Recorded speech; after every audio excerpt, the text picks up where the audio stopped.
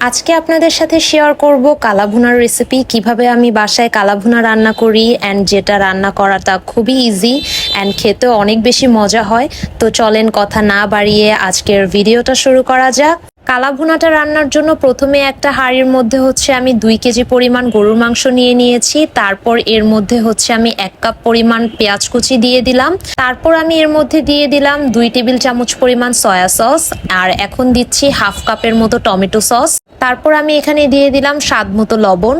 আর আজকের কালাভুনাটা আমি রাঁধুনির কালাভুনা মশলা দিয়ে রান্না করছি, তাই বড় যেই প্যাকেটটা থাকে ওই প্যাকেটের মশলাটা আমি সম্পূর্ণই দিয়ে দিয়েছি, যেহেতু 2 কেজি পরিমাণ আমি গরুর মাংস ইউজ করেছি। তারপর 1 কাপের মতো সরিষার তেল দিয়ে আমি এখন ভালো করে মশলার সাথে মাংসটাকে মিক্সড করে নিচ্ছিলাম। আর মাংসটা মিক্সড করার সময় খুব সুন্দর একটা কালার চলে আসে, আপনারা ভিডিওতে দেখলেই বুঝতে পারবেন। তার এখন আমি পানি দিয়ে দিচ্ছিলাম। আমি মাংসের সমান সমান করেই পানি দিয়েছিলাম, আর আমি গরম পানি ইউজ করেছি যাতে মাংসটা তাড়াতাড়ি সেদ্ধ হয়।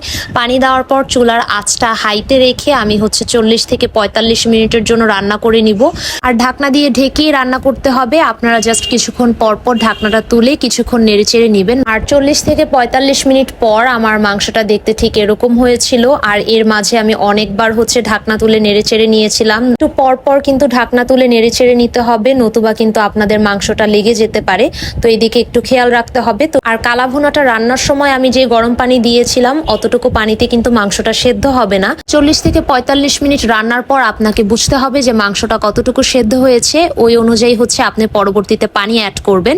আর পানিটা গরমই অ্যাড করতে পারেন, তাহলে মাংসটাও তাড়াতাড়ি সেদ্ধ হয়। তো আমি আমার পরিমাণ মতো পানি দিয়ে দিয়েছিলাম এবং কিছুক্ষণ পরপরই নেড়ে চেড়ে নিচ্ছিলাম। তো মাংসটা যখন সেদ্ধ হয়ে গিয়েছিল আর তেলটা উপরে ভেসে গিয়েছিল, তখন আমি আরেকটা যে প্যাকেট ছিল সেই প্যাকেটের মশলাগুলো দিয়ে দিয়েছিলাম। রান্না শেষ হওয়ার মোটামুটি 15 থেকে 30 মিনিট আগে এই মশলাটা ইউজ করবেন, যখন তেলটা একদম উপরে উঠে আসবে এবং আপনার মাংসটা প্রপার সেদ্ধ হয়ে যাবে।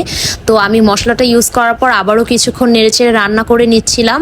আর কালাভুনাটা নামানোর 5 মিনিট আগে আমি বাগার দিয়েছিলাম। আর বাগারের জন্য আমি ইউজ করেছি পেঁয়াজ কুচি, কাঁচামরিচ কুচি আর শুকনা মরিচ। তো এটাকে তেলে ভেজে নিয়ে তারপর আমি কালাভুনার মধ্যে ঢেলে দিয়েছিলাম। আর কালাভুনায় যখন বাগার দেওয়া হয় তখন কিন্তু স্মেলটা আরো বেশি সুন্দর হয়ে যায়। তো একটু পরই আমি আমার কালাভুনাটা নামিয়ে ফেলবো। মোটামুটি রান্না কিন্তু শেষ। নামানোর আগে আমি এই ক্লিপটা নিয়ে রেখেছিলাম। এখানে কিন্তু আপনারা দেখতে পাচ্ছেন কালাভুনার কালারটা কত বেশি সুন্দর এসেছিল। রান্না শেষে এখানে আমি কালাভুনাটাকে সার্ভ করে নিয়েছিলাম। আর অবশ্যই আপনারা এই রেসিপিটা বাসায় ট্রাই করবেন, আশা করি আপনাদের কাছেও ভালো লাগবে। আল্লাহ হাফেজ সবাইকে।